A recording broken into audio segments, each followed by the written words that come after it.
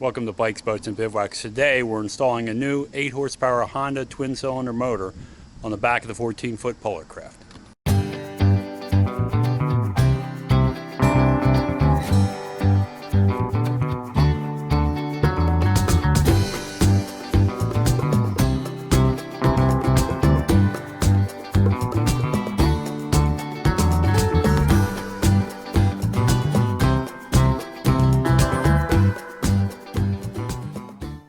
Okay, so if you remember from a previous video, I had a 4-horse Yamaha on the Polarkraft and got about 10 miles an hour out of that.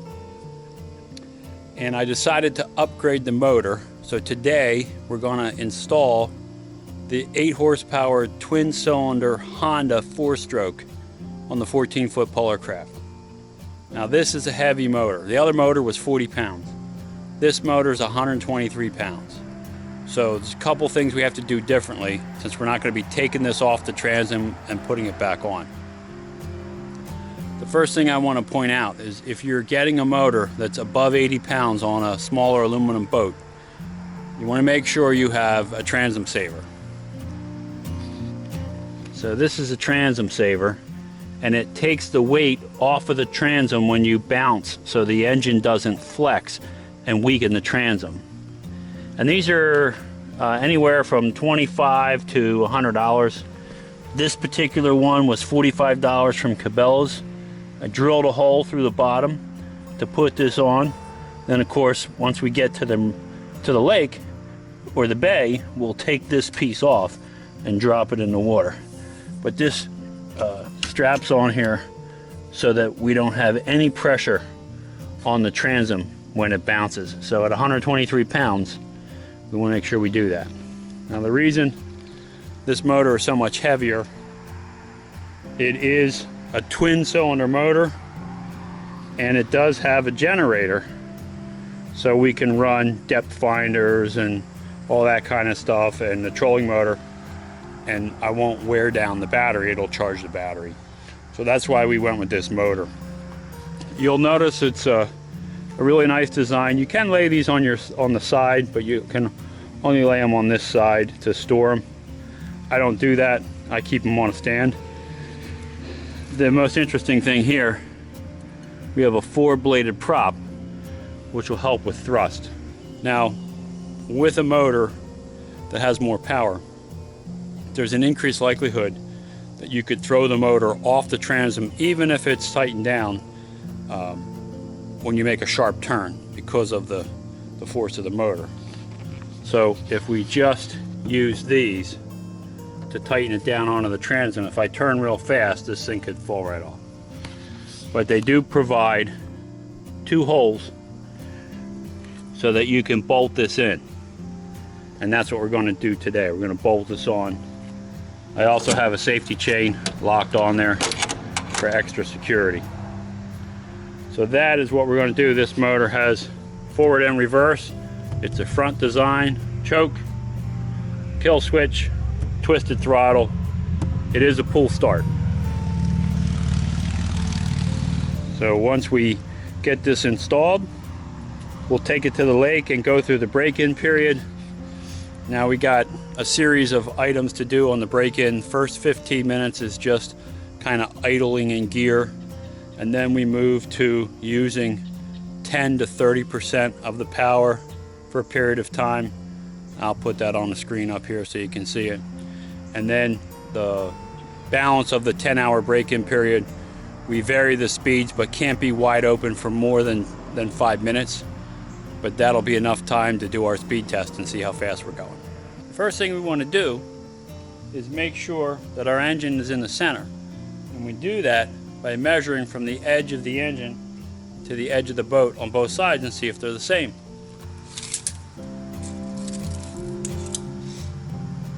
So we have 24.5 inches on the starboard side, or the right side of the boat,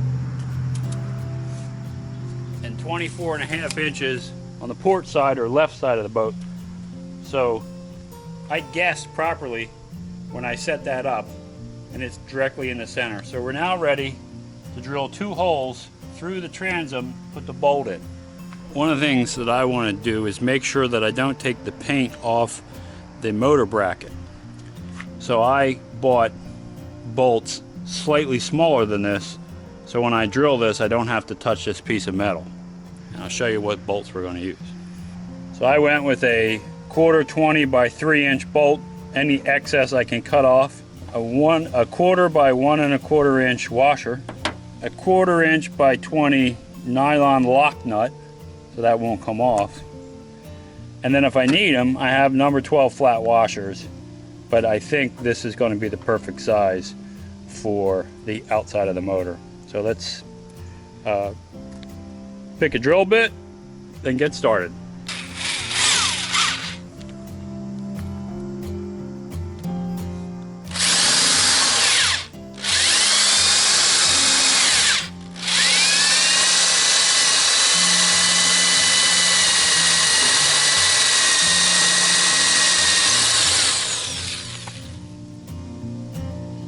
I got it started on this side.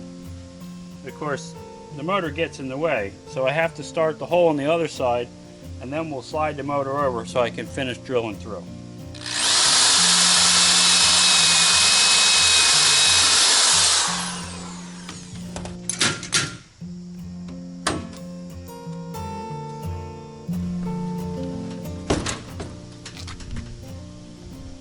Remember, we installed this in a previous video. If you don't know how to make a transom block, I encourage you to watch that video.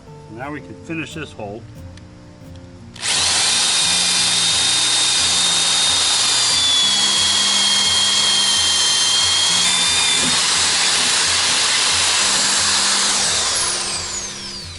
It takes a little to get through that metal. Now we can do the other side. Of course, we have to shift the motor to the other side.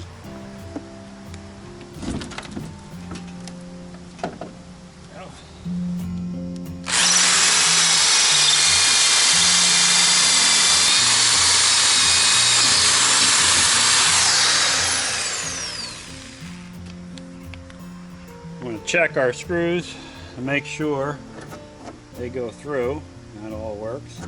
And now we can shift the motor back to where it belongs.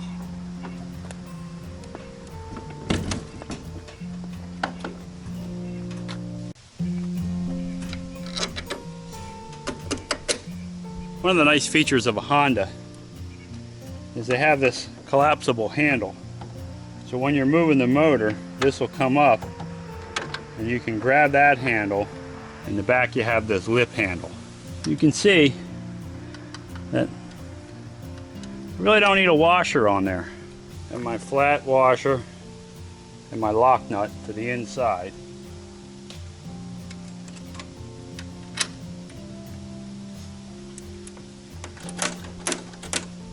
Okay, now we just have to tighten them down. So we'll get the appropriate tools for that. Phillips head screwdriver, 7/16 wrench.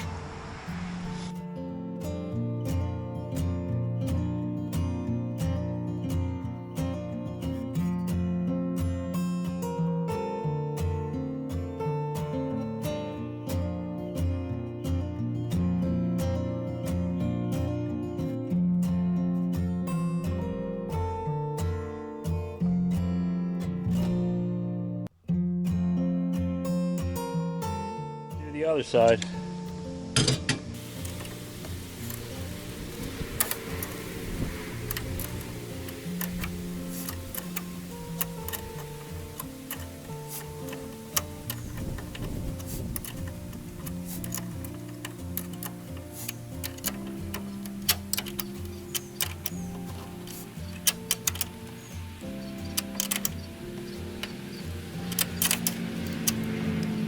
Okay, so they're on tight. These are on tight. And then my third piece of protection is this chain. So if everything else fails, this will help save me from chasing the motor to the bottom of Davy Jones' locker. One of the things you learn when you're flying is redundancy. Right, airplanes have a lot of systems, multiple systems that do the same thing in case one fails when you're in the sky. And I've kind of taken that lesson and I apply it in the boating world also. And you see we have multiple components holding this motor on, which makes me feel a lot better. So she is ready to be tested. So we're going to take her to the lake, and you come along. We'll go through the break-in period, and then we'll give it a speed check.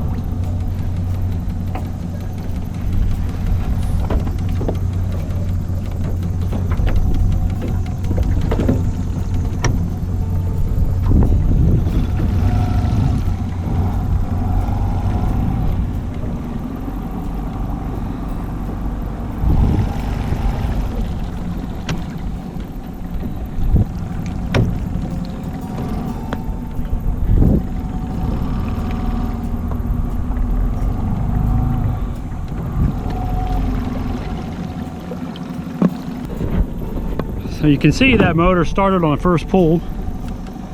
So now we got to run 15 minutes just like I am.